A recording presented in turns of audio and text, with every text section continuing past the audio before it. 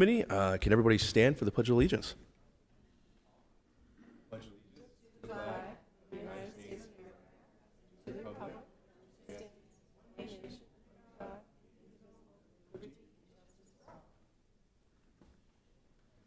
Can we start with introductions to my right? Dan Poisson, Ward 5. Clarissa Perez Armendariz, Ward 1. Pamela Hart, Ward 2.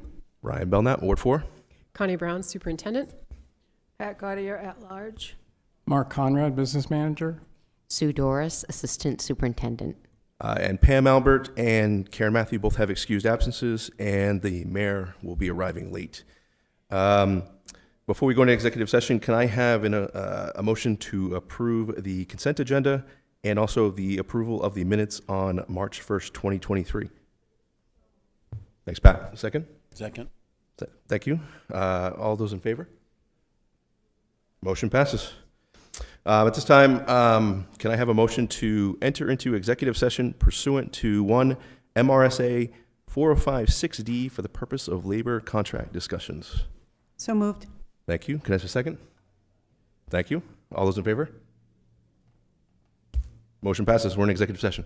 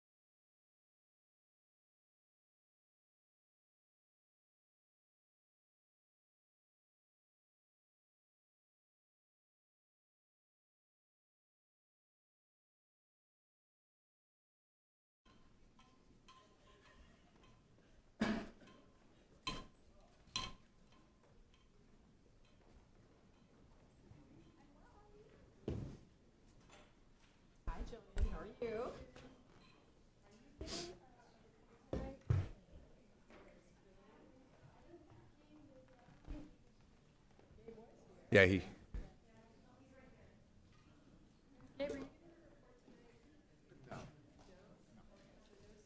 Oh, student report? Perfect. Okay, welcome back. At this time, I'm going to open public participation. Is there anyone out there in the audience who wishes to discuss with the school committee that's not on the agenda tonight?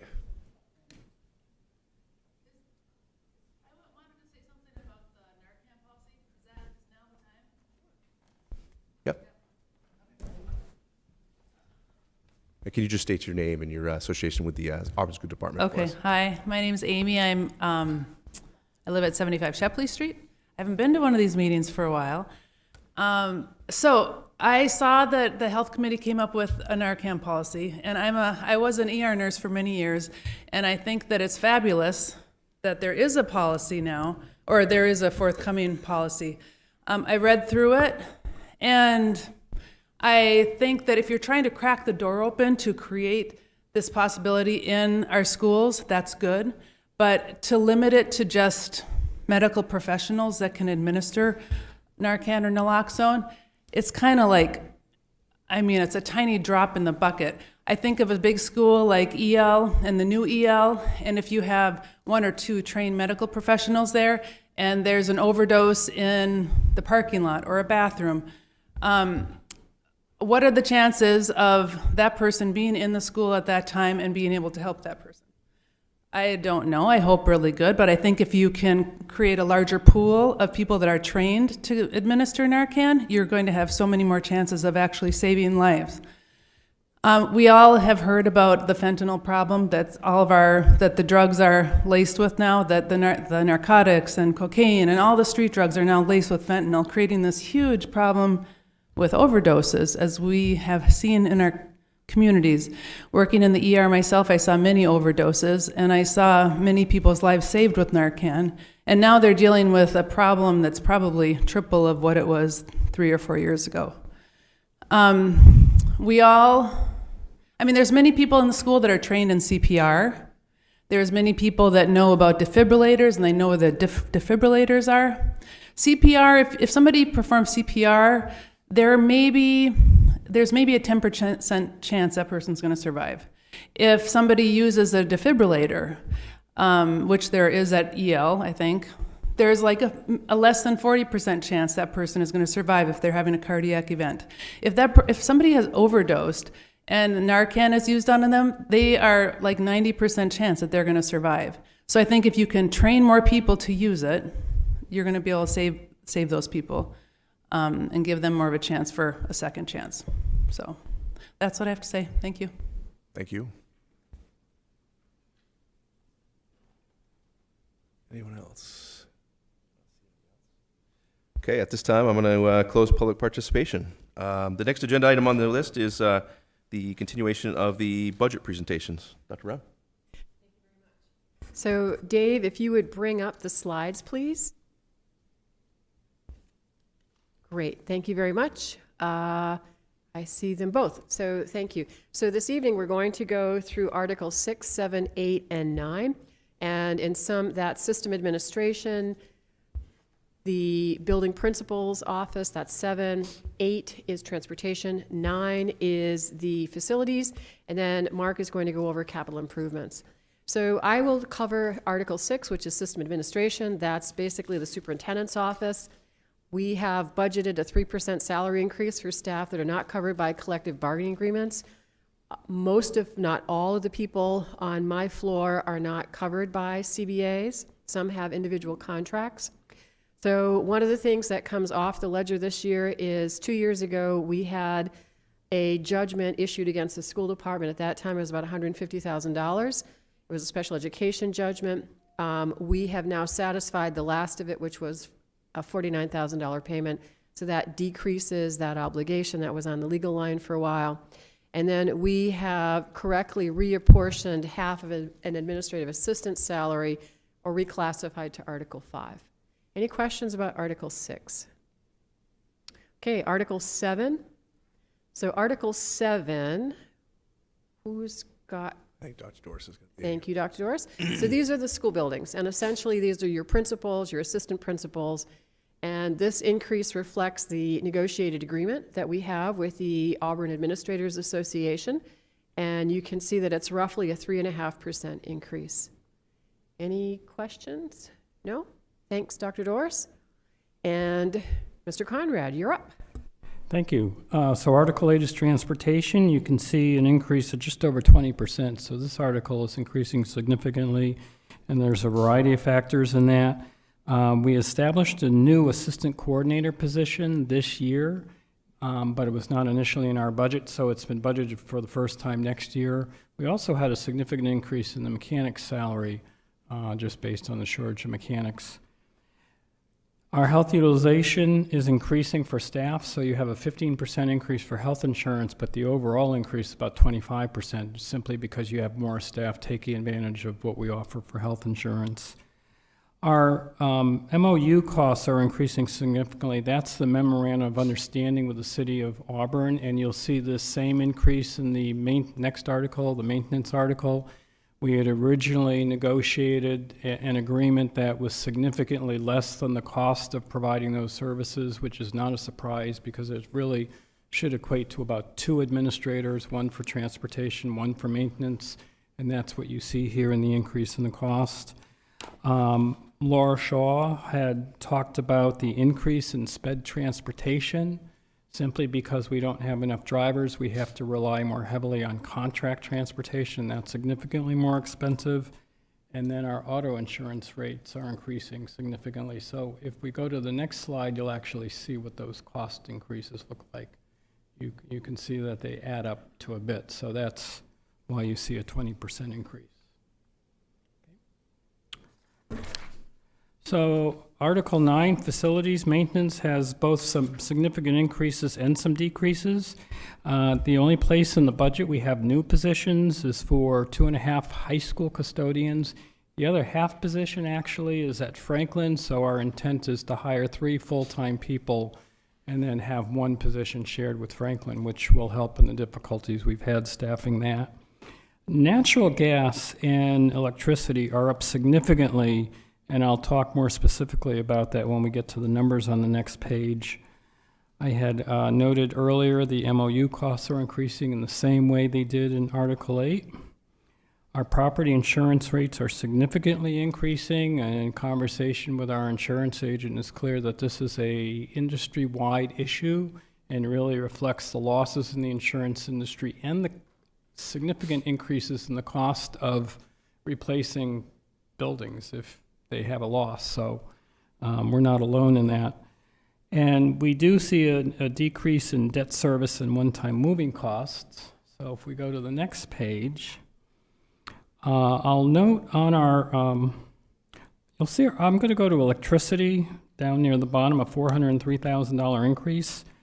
67% of that increase is from the new high school. And that reflects 2 issues. One is that's a 70% larger than the existing building. It's more energy efficient, but it's 70% larger.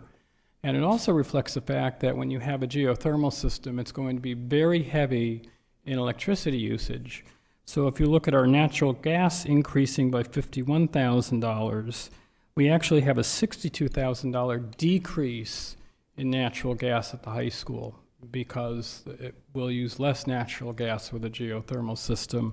So you would have seen a much higher increase with natural gas without the new high school coming online.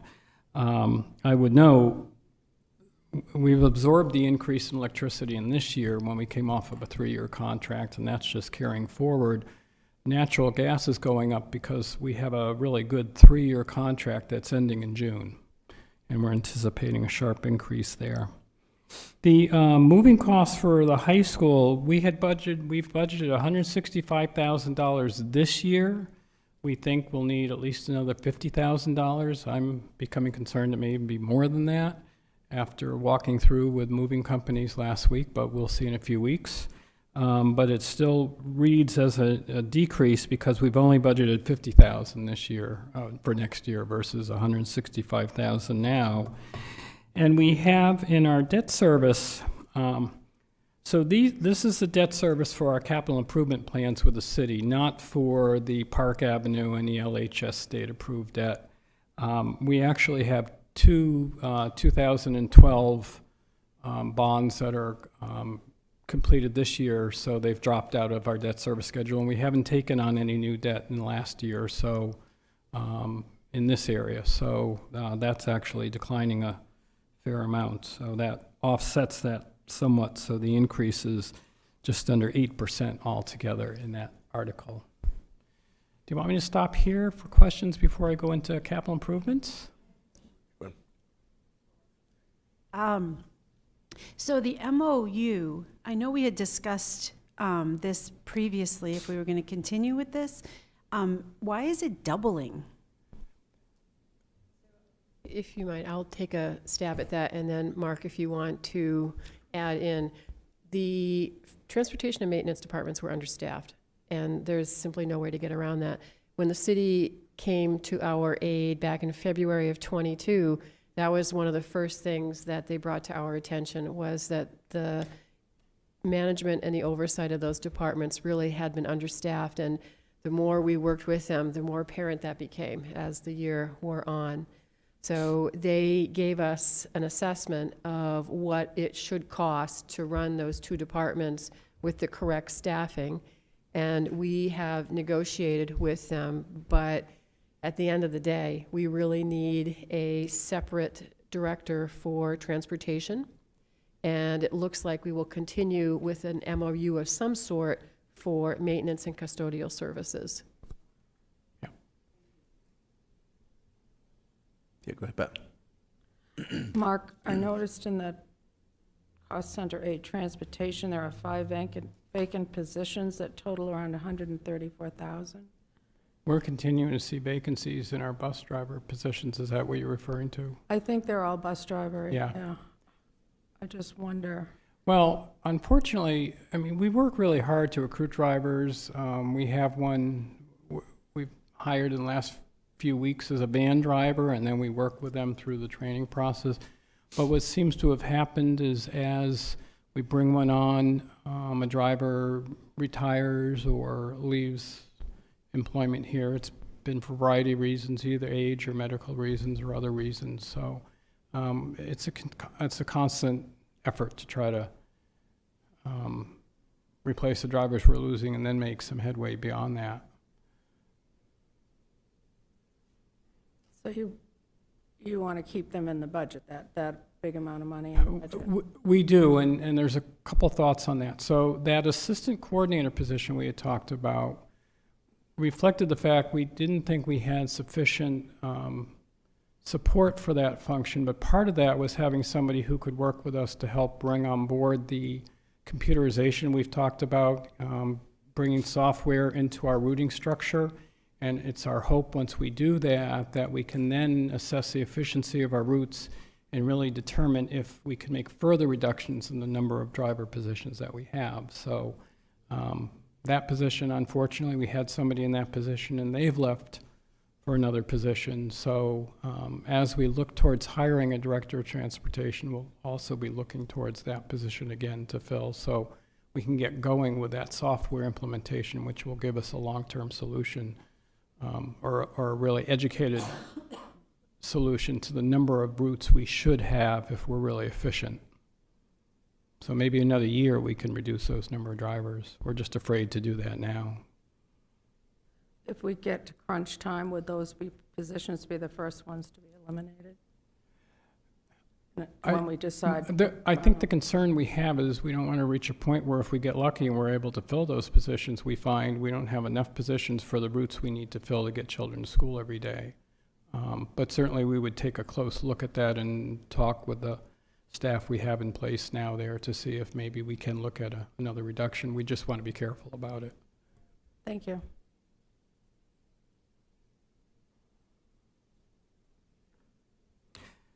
So capital improvements, this is really an update from what we've provided in the past.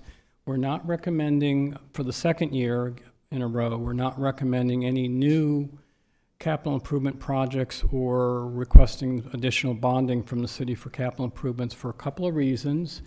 As you can see here, over the last 4 years, to fiscal year 19 through 22, we took out $4.85 million in bonds.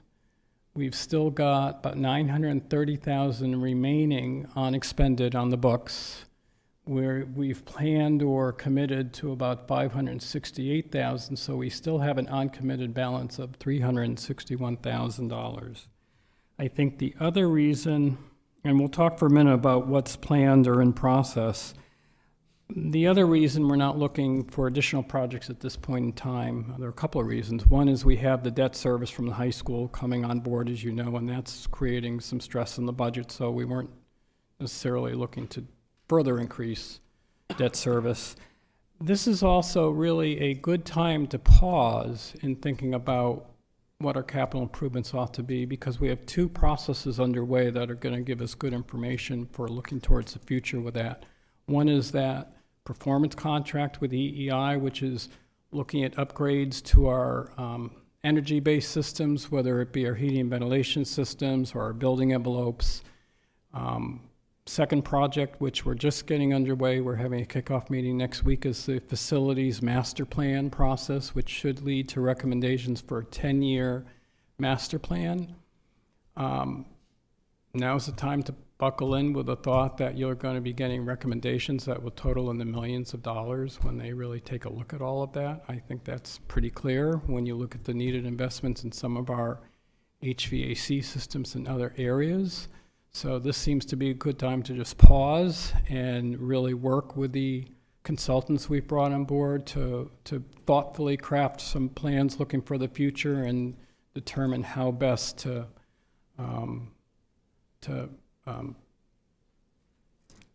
create a capital investment stream over the next 10 years that makes sense for our facilities.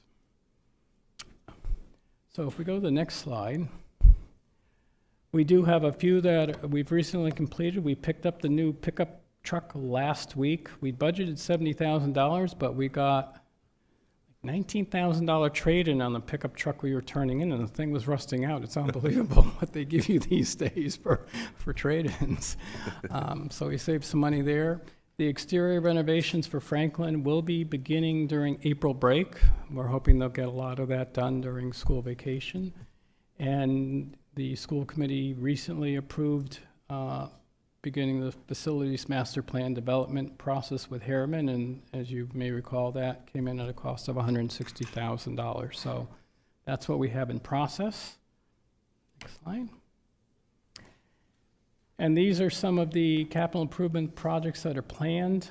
Some of them we haven't pursued simply because of lack of staff time with everything that's taken place with the high school. Some of them we've actually waited to see where our purchasing goes in the high school for things like coral risers or the middle school cafeteria tables and chairs, so we can piggyback on maybe those bids and save some money. So those are the projects we've planned in the past that are right now are just there on the board, and we hope to start working through at least a few of them in the coming months. And then I think that's it.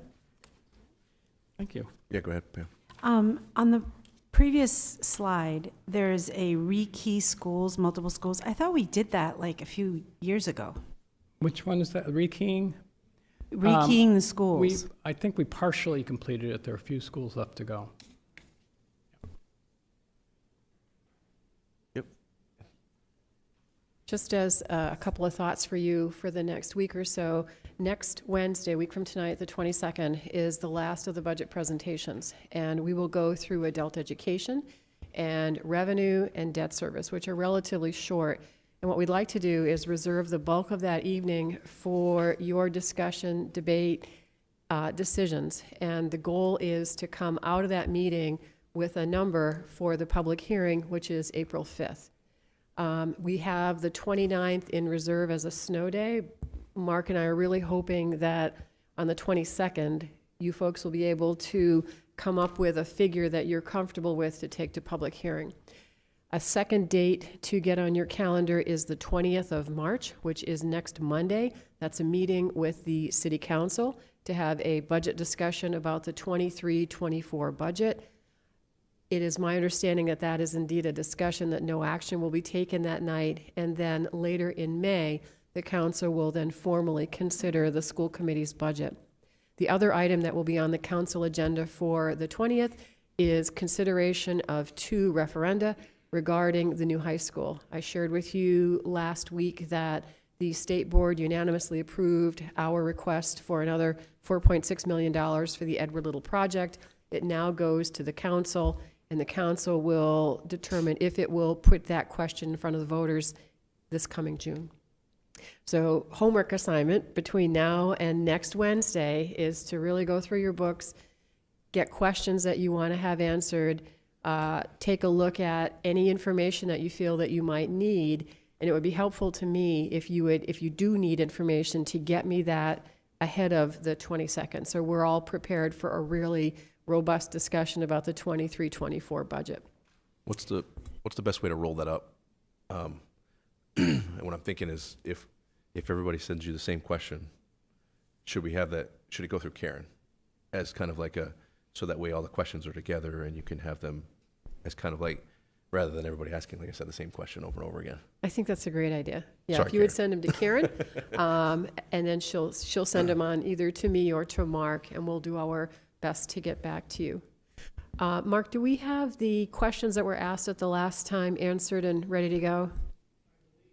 I believe you should have in front of your setting, not only the questions, but there are 3 attachments. You have the athletic participation for the last 5 years. You have participation in the gifted and talented programs, and you have projected summer school enrollments for this coming year. Great, thank you very much. Does everyone have those documents? Okay. You have a question, Clarissa? I had a question from a previous presentation. Is that okay to raise right now?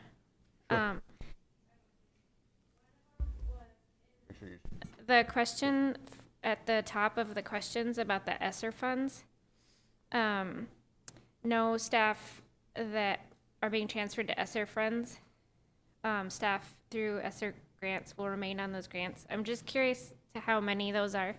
How many How many know it's- positions we have in Yeah. ESSER right now? Dr. Doris, do you know that off the top of your It's head? about- I don't. I think it's about 23. Yeah, about 23, so it's significant. That will be part of the painful discussion in fiscal In a year year. 25. And so are any of the positions that are frozen or being cut ESSER fund positions currently, ones for this year? I don't believe so. Those No. are all in the operating budget. Okay. And then my second question was, I know there's a reduction in a position at EACS at East Auburn. And I was curious to just have a sense of what the impact of that is going to be. You don't have to tell me this now, I guess. But also, given that we have these vacancies, I'm curious as to, and I guess, I don't know if you can answer this, but I'm curious as to whether the people that are in positions right now that are going to be cut, they're like really valuable people. We're struggling to get people if they're going to be offered positions elsewhere. That's a great segue to what I was going to share with you. I wanted to get through the board's questions. First, we have now covered everybody who has been affected by a reduction in force. They have a position for 23-24. In most cases, it's doing the same work that they did this year, but it might be in a different building. So for example, I was in kindergarten at Walton, and next year I'll be in kindergarten at Sherwood Heights. So that, I think, is a really solid way that we can address those rifts. Dr. Doris, I'm going to put the spotlight on you. Would you like to answer her question regarding EACS and what we imagine for the other half of that position? Yes, that teacher already was working in a Title I funded position as an interventionist and providing special education support. And we were able to fund another half-time position for the 23-24 school year with the same job title and responsibilities. So fortunately, that person will remain at East Auburn working full-time. And did that answer all of your questions?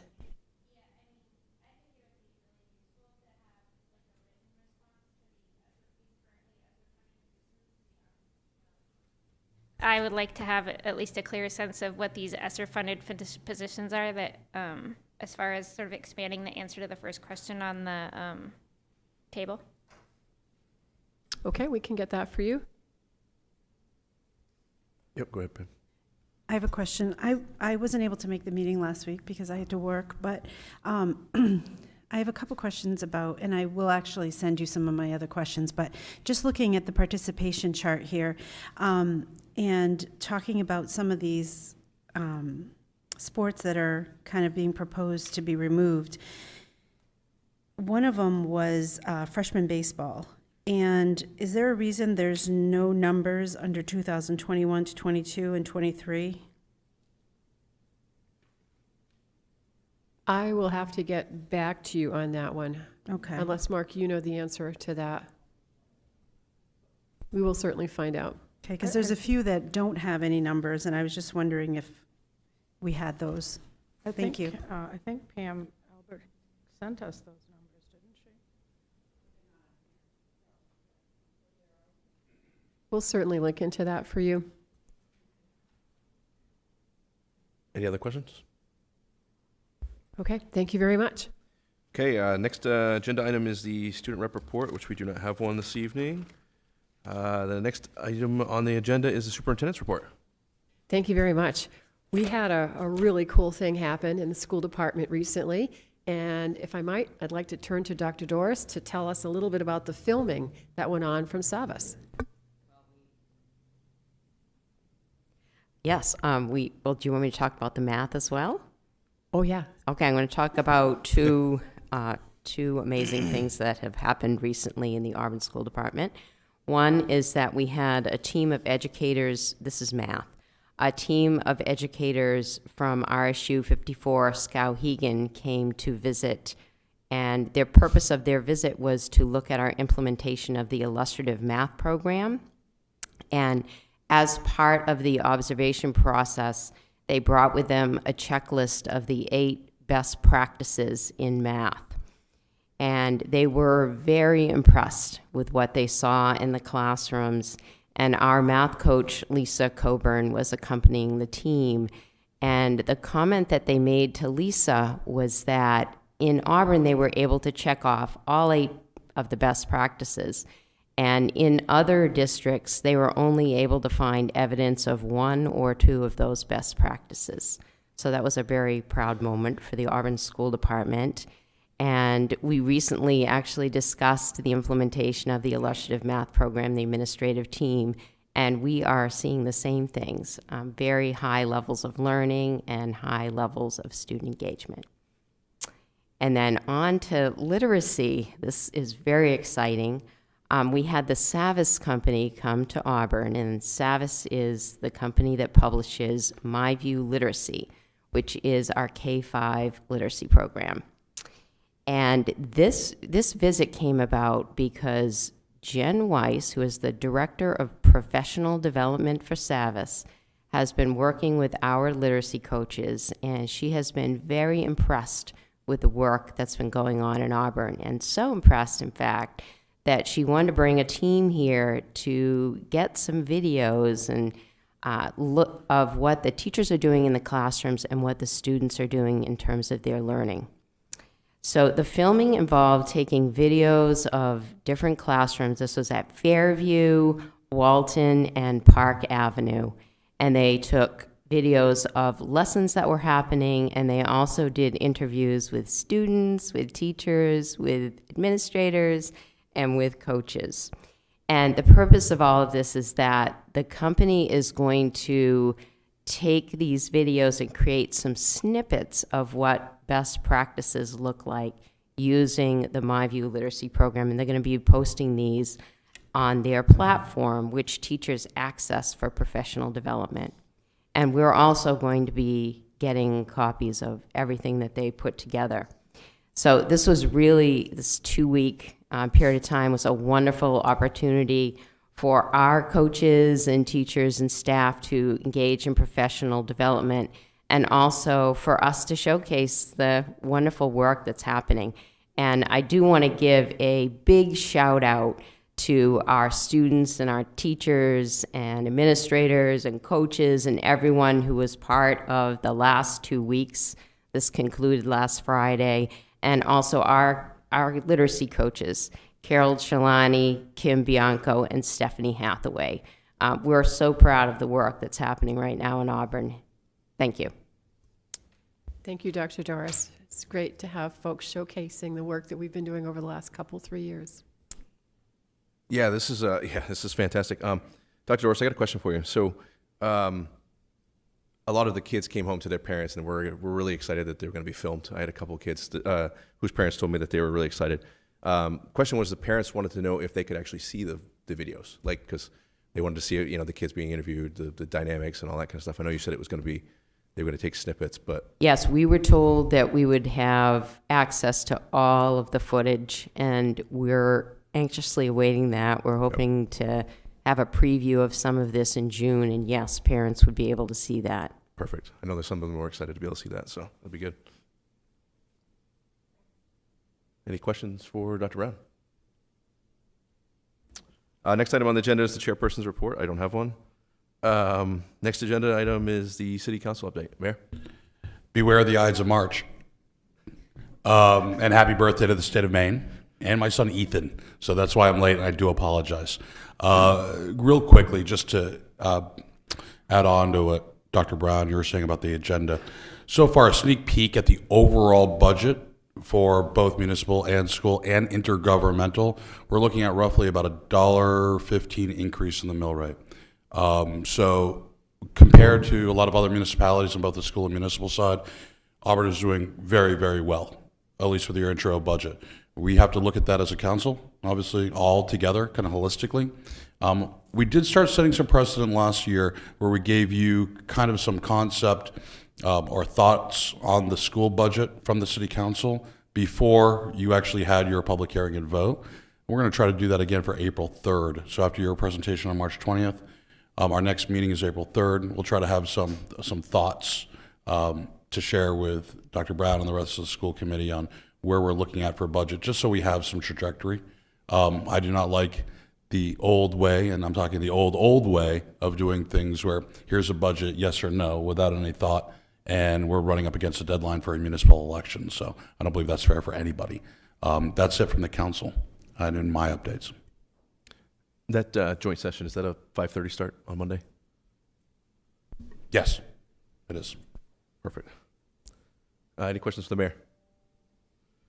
Okay, next item on the agenda is committee reports. You guys have all of the agendas, the minutes for all of the committees that have met. Anyone have anything to report on any of those? Yeah, Pat? I just want to say that the building committee met last night, and I'm kind of excited because July 3rd, they're going to start moving in earnest, and I get all excited about those things. So, we're hoping to get the end dates on most of the building areas soon. And kudos to our chairperson for the work she did to get the referendum approved by the state. So, Perfect. Anyone else? Okay, moving on to old business. Can I get a motion to approve the 2023-2024 Auburn School Department calendar for a second reading? So moved. Thanks, Pam. Second? second. Thanks, Pat. All those in favor? Motion passes. I oppose. Oh, sorry. Go ahead. This is not open for debate after we made the motion, or Sorry, no, that's my mistake. you're just kind of, I'm going to give you a little slack because you're new. Okay, fine. I also had a 2 o'clock notice. I know. Listen, I want to justify my no vote on this. Looking at the calendar, looking at what we're doing specifically with half-day Wednesdays, I'm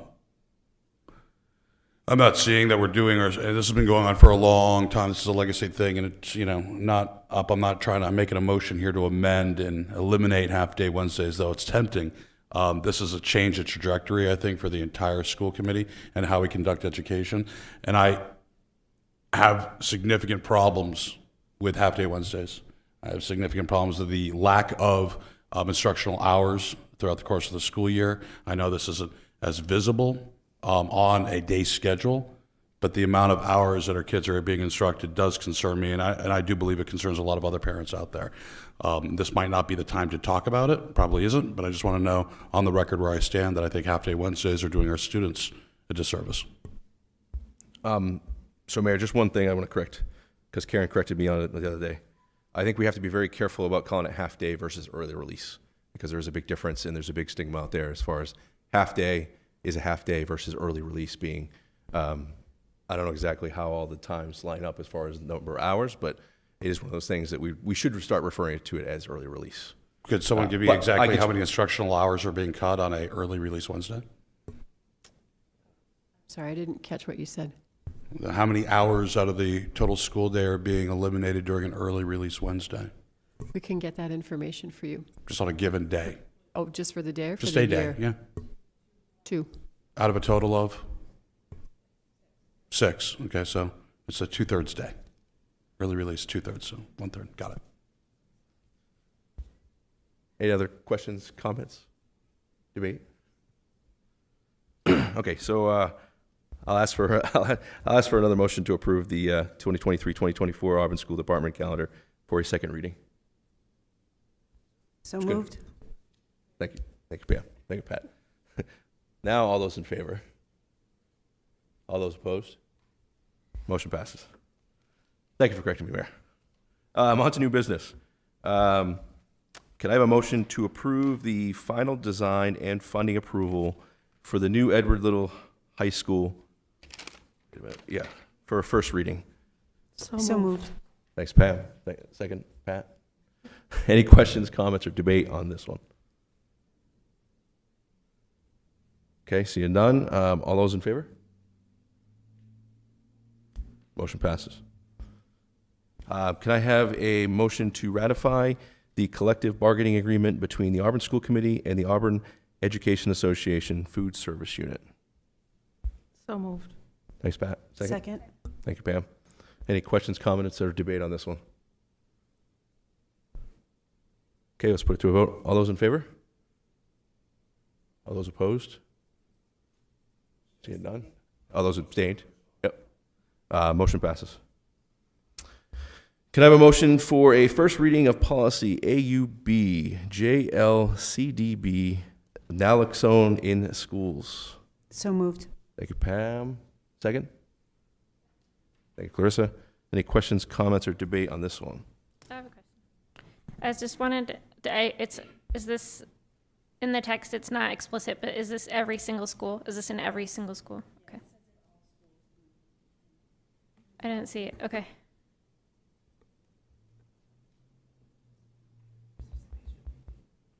What's that?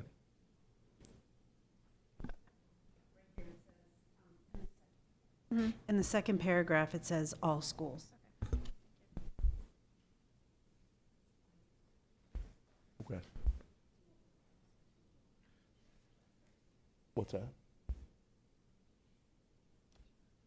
Do I have to do public participation? No? Yeah, there's no public comment on this.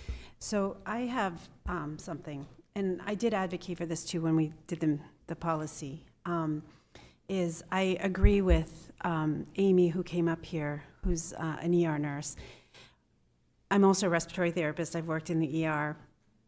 I have 30 years of experience working in acute care, but I do agree that I think that this is a great start, and I'm really pleased that, you know, the Auburn School is open to doing this and having a policy on Narcan. And I think, as well as the EPI, but I think that we're doing a disservice to the school by not allowing more people to have the ability to give Narcan.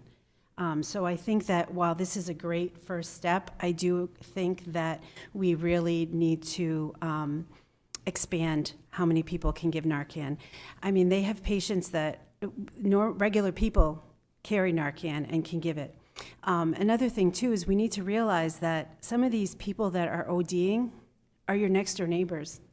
They're your next door neighbor's kid that's been a really good kid throughout forever, and then just happened to think, you know what, I'm going to smoke a joint tonight, and there's fentanyl in it, and he didn't know that, and now he's on the floor And we have the ability to save them.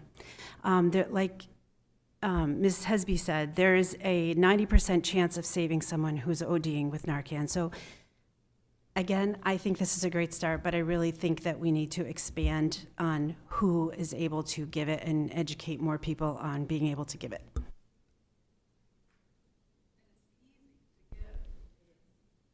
And there's no, if I were to give you Narcan and you're not having an overdose, nothing would happen to you.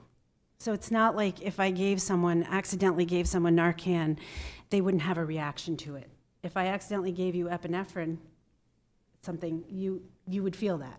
So that's another thing as far as, and I'm not advocating not doing epinephrine. I think we should have that in the schools as well, absolutely. But yes, it's something easy, and I think that people are able to learn how to give it. Pat? Correct me if I'm wrong, Sue, but part of the discussion that we had was concerning what I call lay people like me,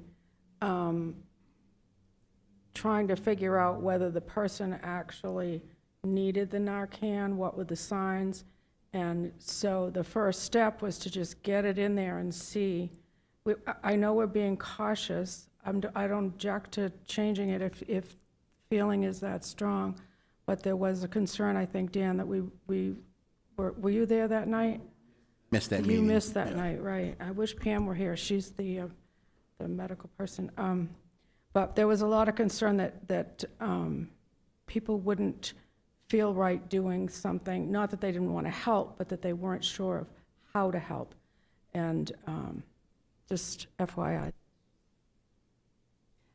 I second that. You're right. I was at the meeting, and there was a fear of how are we going to be able to tell the signs that someone is having an overdose as opposed to maybe someone is having a stroke or someone is having some other reaction. And that was one of the fears. But again, I do think that through education of the different people, I think that would help. That's all. That's just my personal opinion.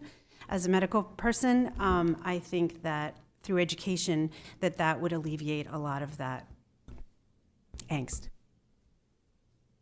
Any other questions, comments? I do agree. I think this is a great first step, and then, what are the next steps after this? But let's put it to a vote. All those in favor of the first reading? All those opposed? See none. Motion passes. Can I get a motion for the first reading of policy AUB EGAD, copyright compliance? Second. Thanks, Clarissa. Thanks, Pam. Any questions, comments, or debate on this one? Seeing none, let's put it to a vote. All those in favor? All those opposed? Seeing none, motion passes. Can I get a motion for a first reading of policy AUB EGAD-R, copyright compliance administrative procedure? So moved. Thank you, Pam. Second? Second. Second. Thank you, Pat. Any questions, comments, or debate on this one? Seeing none, all those in favor? All those opposed? Seeing none, motion passes. Can I get a motion for a first reading of policy AUB EHB, records management? So moved. Thank you, Pam. Second? Thank you, Clarissa. Any questions, comments, or debate on this one? Yeah, Clarissa, go ahead. I was just curious because I've heard about things in the past. What the enforcement, like what happens if this, I guess it's a stupid question maybe, but what happens if this isn't done? Because I think that happened before and there wasn't any consequences. Sometimes if it's willful versus if it's not, people just make an honest mistake, then we would correct them and tell them this is how the policy reads and this is what we need to follow. If they're unable to do that, then there would be a progressive disciplinary sequence for that. Any other questions, comments? See none. All those in favor? All those opposed?